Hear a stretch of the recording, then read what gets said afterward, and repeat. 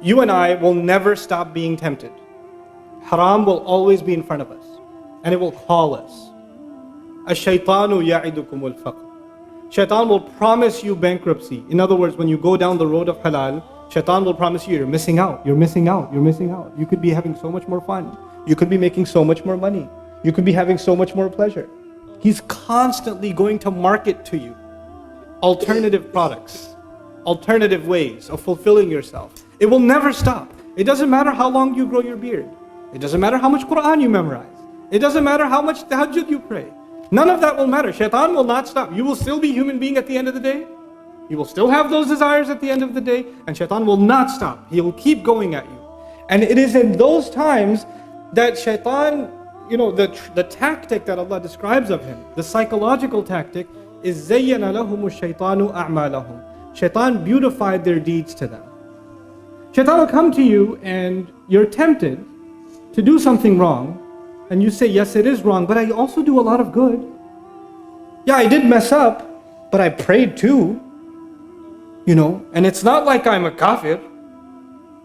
So it's okay. I mean, this is just, and I'm going to stop after this time. It's not like I'm going to do it later. I'm just doing it this one time. You start telling yourself all of these rationalizations. You start justifying it to yourself. In your head, it's not that bad.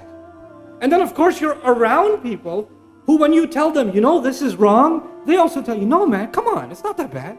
Stop, don't talk like that. No, Allah is not like that. Allah doesn't want to punish you. Why are you going to talk so depressing? You're so extreme.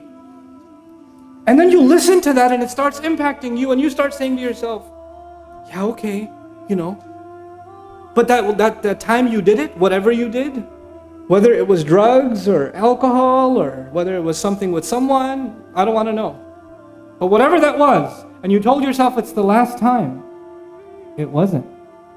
Because as soon as the last time and the guilt over a couple of days, then there's another text message. Then there's another da'wah. And you're like, no, this is the last time. And you go through that cycle again. And you do it again. And you keep on going. This is exactly what Shaitan wanted.